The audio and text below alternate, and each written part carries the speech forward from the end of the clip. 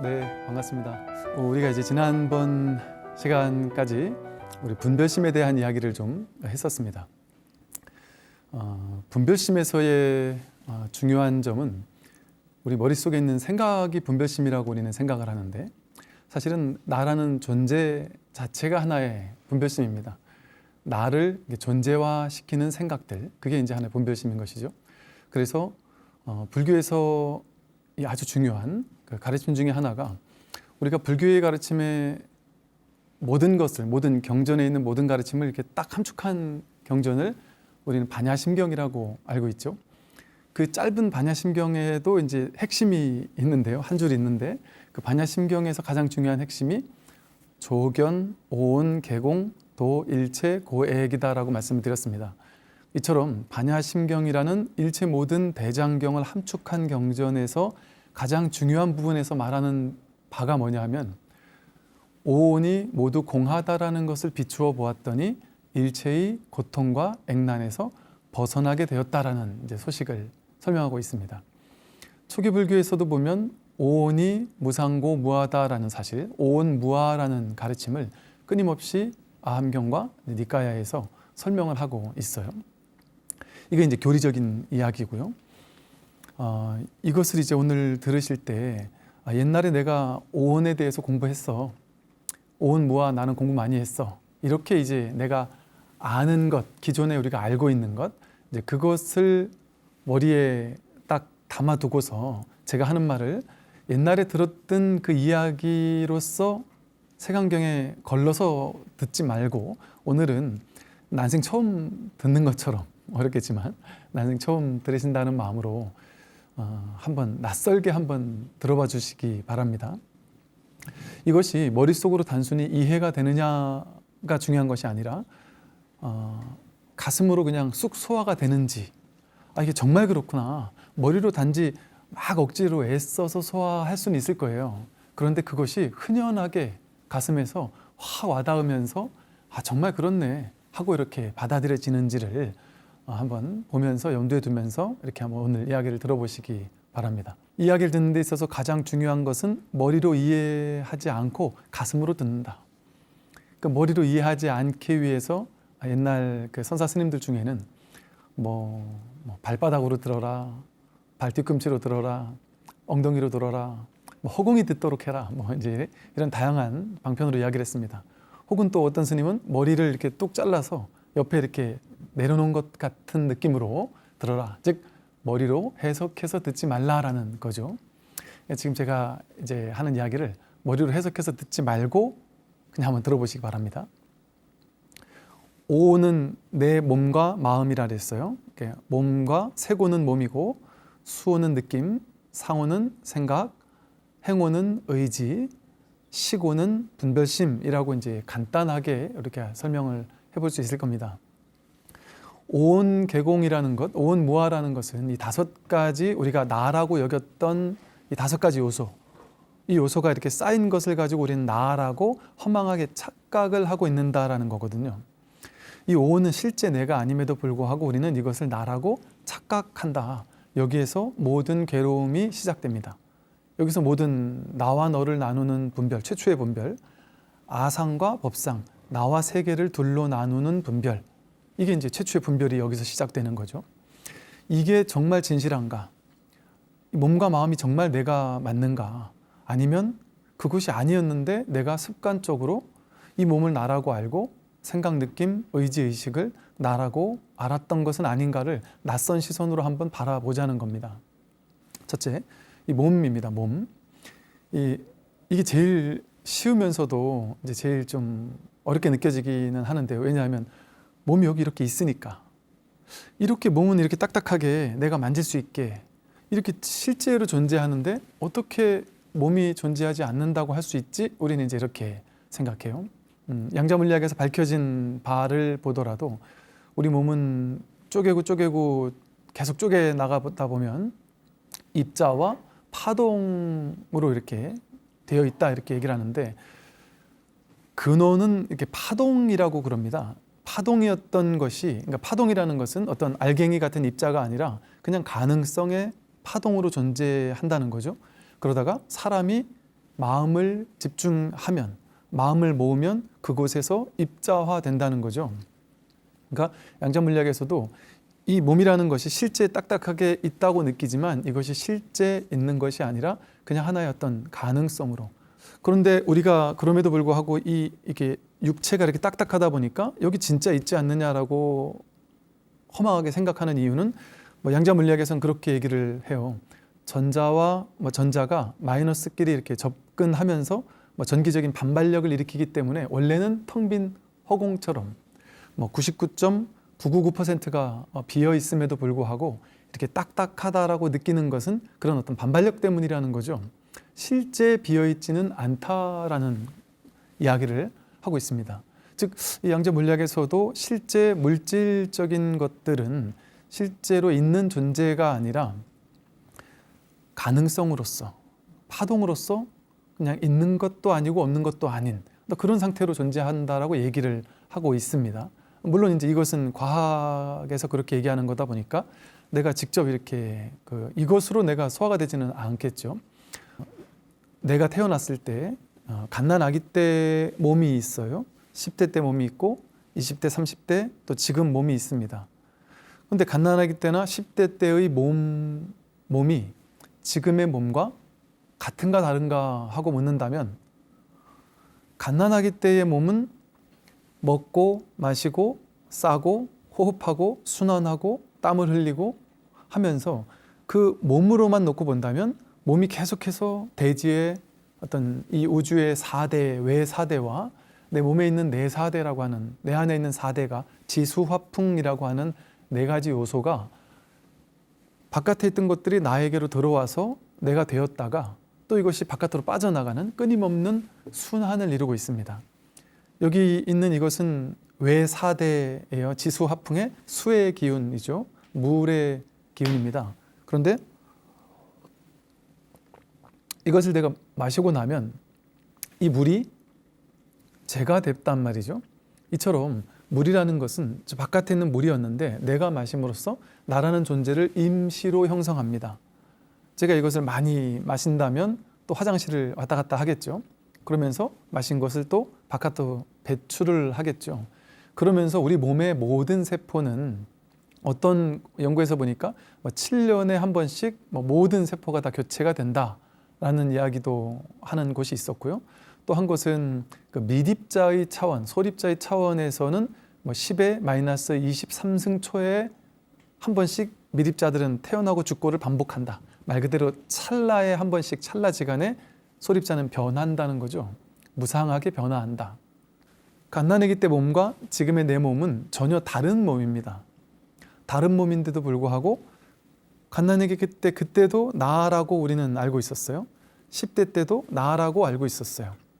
그리고 20대 때 대학교 다닐 때도 내가 이것을 했어, 내가 저것을 했어, 나는 이런 사람이야, 나는 저런 사람이야 라고 나라고 말을 했습니다. 근데 그 20대 때 나라고 말한 그 나의 몸과 지금의 이 나의 몸은 다른 몸일 수 있어요. 완전히 변화되어서 다른 몸입니다.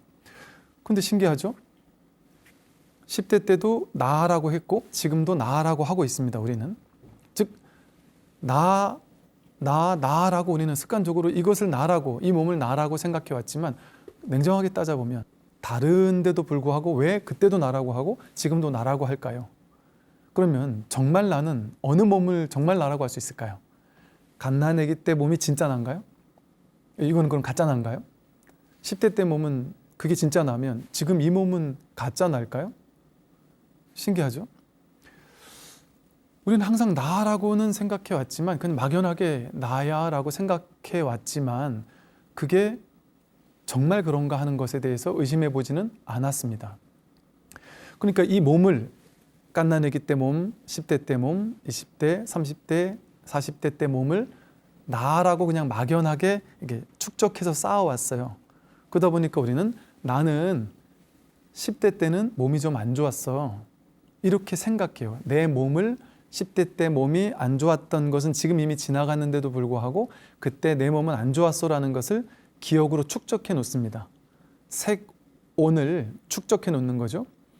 이 색수상 행식을 이런 방식으로 하나하나 이렇게 축적해서 그걸 자기화하고 있습니다. 그것을 가지고 오취온이라고 부른다고 했어요. 오온을 취해서 쌓아둔다라는 거예요. 오취온은 취해서 이렇게 나를 쌓아두고 있습니다. 그래서 우리는 이 몸에 대해서도 자기라는 그 몸에 대한 관념들을 쥐고 있어요. 어떤 분은 10대 때 혹은 20대 때 몸에 어떤 병이 있었어요. 그래서 그것 때문에 아주 힘든 시기를 몇 년간 보냈단 말이죠. 근데 지금은 이미 다 나았습니다.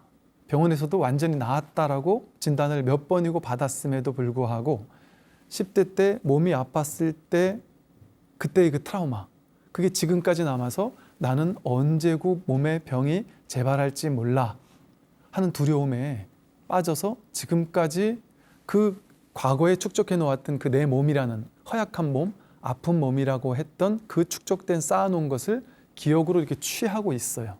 그래서 그 몸이 지금의 내 몸이다라고 막연하게 두려워하는 것이죠. 이렇게 몸은 내가 아니고 끊임없이 변화하는 것이죠. 그런데 신기하게도 사람들은 의문을 제기하지 않은 채 몸이 나야를 그냥 당연시하고 있습니다. 예를 들어 몸이 정말 나라면 미국의 롤스턴이라는 사람인가요? 그 사람이 혼자서 여행을 하다가 산에서 뚝 떨어져 가지고 팔이 큰 바위 틈에 끼어 가지고 완전히 짓눌렸다 그러죠. 그래서 팔이 완전히 바위 틈에 짓눌려서 부러졌는데 이걸 아무리 빼려고 해도 빠지지가 않았다 그래요. 그러니까 며칠 동안을 그러고 있으면서 나는 이제 죽었구나 하고 이제 죽음을 기다리고 있다가 문득 한 생각이 일어난 거죠. 이 팔은 이미 썩어 있는 상태에서 문득 한 생각이 일어난 것이, 가만히 있어봐, 이 팔이 지금 썩어 들어갔는데 왜 나도 죽어야 되지? 이건 그냥 팔이 썩은 거 아니야. 그러니까 팔이 내가 아니잖아. 그럼 팔만 죽으면 되지 나까지 죽어야 되나? 하고 팔을 가지고 있던 그 맞는 칼 가지고 이렇게 잘랐다 그래요. 근데 팔을 자르면서 되게 기뻤다 그럽니다. 왜 기쁠까요? 내 팔이, 이게 진짜 내 팔이면 팔이 내가 아니구나라는 사실을 그 순간 그제서야, 며칠 동안 못 먹고 죽음을 앞두고서야 자각하게 된 것이죠. 그래서 팔을 자르고 이제 자유의 몸이 되었습니다. 이 팔이 난 줄 알았더니, 그래서 팔이 죽으면 나도 죽는다고 생각했는데 팔은 내가 아니었구나라는 걸 깨달은 것이죠. 팔이 만약에 뚝 잘려서 저기 이렇게 떨어져 있어요. 팔이 정말 나라면 팔이 잘려서 저기 떨어져 있으면 그 팔은 아플까요? 안 아플까요? 팔이 나면 그 팔도 아파야죠. 근데 팔은 아프단 말을 하지 않습니다. 잘려진 다음에는 그것은 나라고 하지 않는단 말이죠. 이 팔이라는 몸뚱아리, 육신, 육체, 이 시체, 이 물질이 정말 나일까요? 이 물질이 정말 나라면 걔도 아파야 됩니다. 그리고 그는 떨어졌으니까 안 아프죠 라고 생각할 수 있잖아요. 그러면 우리 붙어있을 때를 보죠. 전쟁에 참석한 그 참전했던 분들 얘기를 들어보면 전시에 막 총에 팔에 맞았어요. 그래서 막 팔이 거의 떨어져 나가시피 할 정도로 너덜너덜해진 상태였는데, 전쟁의 그 막 공포와 혼란 속에서 막 전투에 임하다 보니까 본인은 팔이 잘려져 나간지도 몰랐다고 그렇게 얘기를 하거든요. 그러니까 나중에 총을 아무리 쏴도 총알이 안 나가는 것 같아서 이상해서 보니까 팔이 없어 있었다, 이런 식의 얘기를 하거든요. 그때는 왜 팔이 이미 떨어져 나갔는데도 아픈지를 몰랐을까요? 마음을 보낼 때 고통도 일어납니다. 마음이 다른 데 가 있으면 고통도 일어나지 않습니다. 어릴 때 제 친구와 제가 낫을 가지고 이렇게 풀을 벤 적이 있었거든요, 둘이서. 근데 이제 막 풀을 베니까 너무 신기한 거예요. 이렇게 막 키만한 풀들이, 갈대 같은 게 밑둥을 낫으로 확확 비니까 뚝뚝 떨어져 나가는 게 너무 재밌어서 막 크게 휘두르면서 이제 막 둘이 같이 뱄던 기억이 나요. 근데 한참 베다 보니까 피가 막 이렇게 막 떨어지는 거예요. 막 튀더라고요. 그래서 이게 뭐지 싶어서 옆을 보니까 옆에 친구 팔에 막 피가 이렇게 있는 거예요. 근데 그 친구도 자기 팔이 피가 난 줄도 모르고 막 신나게 이걸 막 비고 있어요. 그러다 좀 이따 피를 보고서는 둘이 서로 눈을 마주 보았죠. 그리고 그 친구는 저를 막 쳐다보는 거예요. 제 몸에 어디 피가 났나 싶어서. 본인은 아닌 줄 알고. 근데 좀 이따 제가 너 팔 그랬더니 그때 갑자기 이걸 보자마자 눈물을 흘리면서 막 바들바들 떨면서 병원에 갔던 기억이 있습니다. 또 뭐 그런 것까지 갈 필요도 없이 내가 딴 생각을 하고 있으면 누가 나한테 뭐라고 말을 하거나 욕을 하더라도 내가 못 들을 수 있어요. 귀가 듣는 거면 그걸 다 들어야 되겠지만 내가 딴 생각, 마음을 다른 데 보내고 있으면 그 소리를 듣지도 못합니다. 이 몸이 나라고 여겨왔지만 이 몸에서 나라는 걸 정말 찾을 수 있느냐라고 하면 그럴 수 없음에 더 가깝습니다. 만약에 우리 몸에 뭔 이제 장기기관을 이식 수술을 한다고 하면 장기기관을 이식했으면 나의 일부가 저 사람한테 갔을까요? 그러면 나의 일부가 저 사람에게 가고 저 사람은 나의 일부를 받은 걸까요? 내가 저리로 간 것처럼 정말 느껴질까요? 머리카락을 자르고 나면 내가 땅에 떨어져 있는 것처럼 느껴지나요? 그렇지 않는다. 이처럼 갓난아기 때부터 지금까지 이렇게 몸은 계속해서 변화해 왔고 우리는 그것을 습관적으로 나다라고 여겨왔고 이 내 몸이다라고 이렇게 여겨왔지만 이게 정말 내 몸인가에 대해서 진지한 의문을 던져본다면 이 몸은 내가 아니다라는 게 더 확실하게 느껴집니다. 그럼 그 다음에 이제 지난 시간에 저희가 수온과 상온에 대해서 수온이 무하고 상온이 무하다. 느낌과 생각 또한 고정된 실체가 아니다. 즉 분별의 기반이 되는 느낌과 생각은 우리는 내 느낌, 내 생각이라고 여기면서 살아왔는데 사실 이 느낌과 생각은 내 게 아니다라는 것을 살펴왔습니다. 즉 수상행식할 때 수온이 느낌이고 상온은 뭐 표상작용이라고 부르는데 쉽게 말해서 상온을 생각이라고 봤을 때 느낌이 우리는 나다라고 생각해서 어릴 때 내가 상처받았던 느낌, 우울했던 느낌, 고독했던 느낌, 뭐 제 친구 중에 하나는 독자였어요. 근데 보면 항상 외롭다라는 말을 이렇게 입에 달고 살았던 것 같아요. 저는 어릴 때 저 친구가 왜 저럴까? 뭐가 외롭다는 걸까? 저는 이제 형제들이 많았다 보니까 형제들과 함께 있는 게 싫더라고요. 그래서 혼자 있고 싶어서 그 친구를 보면 항상 부러웠어요. 집안의 사랑을 다 독차지하면서 혼자 있을 수 있는 시간이 많으니까 너무 부럽더라고요. 방도 혼자 자기 방 쓸 수 있고. 근데 그 친구는 항상 외롭다라는 생각을 이렇게 하고 살아서 참 신기하다는 느낌을 받았던 적이 있습니다.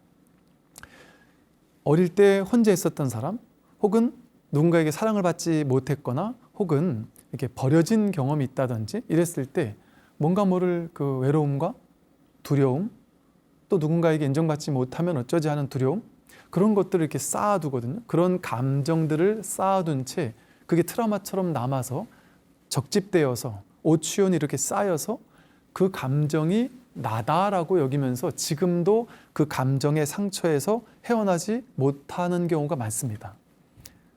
감정적인 어떤 업장에 이렇게 쌓여 있게 되는 것이죠. 그런데 사실은 느낌은 인연 따라 일어날 뿐입니다. 느낌은 인연 따라 일어날 뿐이다라고 말씀을 드렸어요. 그래서 사실은 우리는 느낌이 나라고 생각하지만 그 느낌은 잠깐 왔다가 가는 거예요. 저는 이 사실을 느껴보고서는 너무 자유로웠던 이제 기억들이 있어요. 제가 이제 혼자 여행 다니는 걸 어릴 때 많이 좋아했었는데 혼자 여행 갈 때 다 좋은데 이렇게 좀 때때로 올라오는 이렇게 막 외로움 같은 것들이 있을 때마다 이걸 어떻게 해야 되지라는 어떻게 다뤄야 될지를 몰랐던 기억이 있거든요. 근데 문득 보니까 홀로 여행을 떠난다든지 뭔가 이렇게 특정 조건이 주어지면 그거에 따라 외로운 느낌이 일어날 뿐이더라는 것이죠.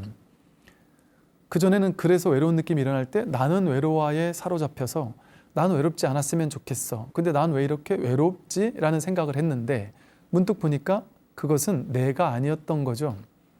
그냥 바라볼 뿐 그걸 자기화할 필요가 없다라는 사실이 자각이 되더군요. 그러고 나서는 외로움이 전혀 문제가 되지 않았던 것 같아요. 그냥 이렇게 보게 될 뿐이지 그게 전혀 저를 괴롭히거나 그렇지 않았던 것 같습니다.